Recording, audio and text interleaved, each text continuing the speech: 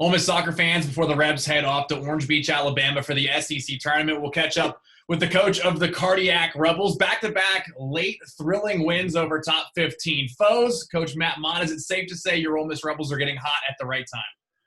Yeah, I mean, we're playing really well, Seth. We're playing the best we've played all year, and I think the players, it's a credit to them and the hard work they've put in and the dedication and, really buying into everything we're trying to do. And it's a really fun group to be around and a really fun group to coach because they just do everything you ask and they work really, really hard. And they're seeing some of that pay off, which just obviously helps as you're going through a very long and tough season. You certainly want to be playing your best at the end of the season, and that's certainly where we are. I'll give you credit for a lot of things, but I have to ask you, can you coach having a never say die attitude, or is that something that your players just have?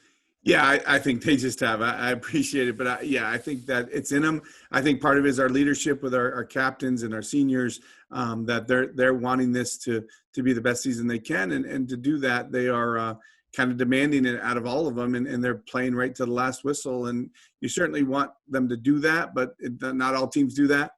So we're very fortunate these guys are working this hard and getting good results at the end for sure.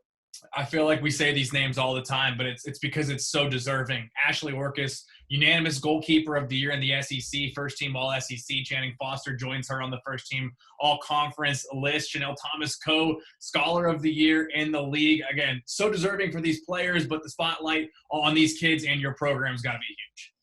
It's awesome. I'm certainly really happy for all three of them for different reasons, right? I mean, Ashley has burst onto the scene. This year was very good. Again, it was very good last year, but maybe didn't get some of the attention or credit. And now people really realize how quality of a goalkeeper she is. And she's been just instrumental to us this season. And then Channing, this is her fourth one in a row.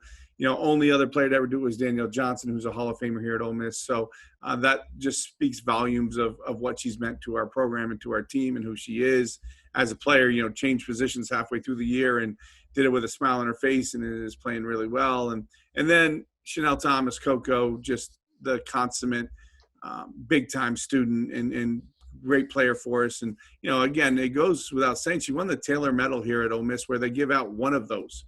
And she won it, which is really, really impressive. And I think sometimes people don't appreciate how prestigious award that is here at Ole Miss. And so for her to back that up with a Scholar Athlete of the Year is really special, really happy for her and deserving.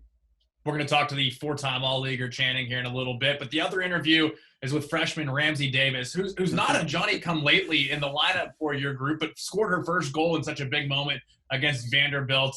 Tell us a little bit about Ramsey. Ramsey, I have to laugh because that's just who she is. She's laughing and smiling all the time. It doesn't matter if she's kicking you or she's running sprints. Like, she is happy and smiling all the time. She's great to be around, great energy.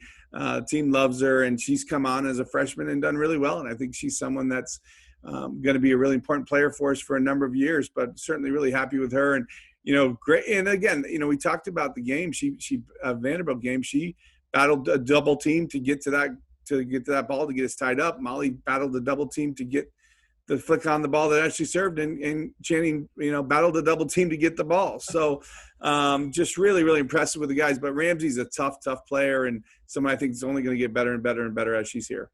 If preparing for the conference tourney this weekend wasn't enough, it was also signing day for your group on Wednesday. 7 new Rebels makes mine and Mitch's job a little bit more difficult learning all these new faces. But I'm not going to ask you to break them all down, but talk about the challenges a little bit of roster construction, finding the right fits for the future of this team, all while bringing back players for an additional year. Yeah, it's a great question. I mean, we're going to have a bigger roster than we typically have, and maybe bigger than maybe we've ever had this coming up in the 2021 season. But I'm excited about it. It's 7 really good players that, Rob Thompson and Jess Hiskey have done a great job of finding the right fit. And here at Ole Miss, it's about the right fit. You may be a national team great player, but you're not the right fit at Ole Miss, not the right fit for our program.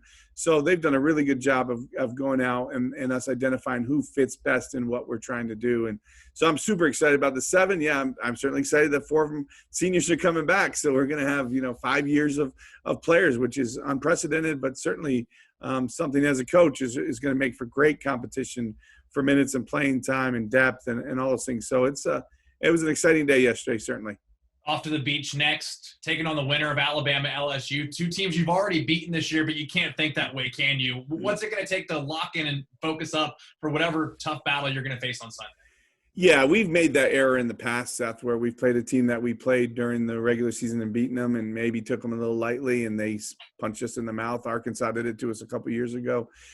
So we've got to be ready. Like, I've told the team, listen, we're approaching both of these teams as if we've never played them before, because that's how you have to do it. And really LSU, we played in our second game of the season, I think. And then we played Bama 4 weeks ago or something. So they are going to be different. And so we have to prepare to get ready for a really good SEC team. Whoever wins that game is – and both of those teams I have a ton of respect for, and I think they're good teams. So we've got to be at our best for sure to move on in the tournament on Sunday.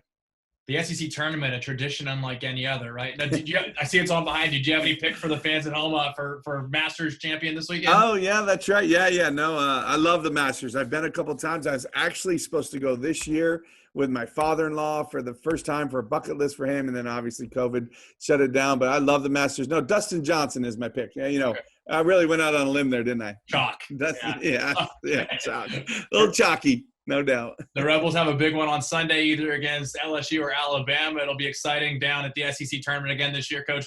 Good luck as always, and hopefully you're there long enough that we can chat again next week. Thanks, Seth. Yeah, I hope so too.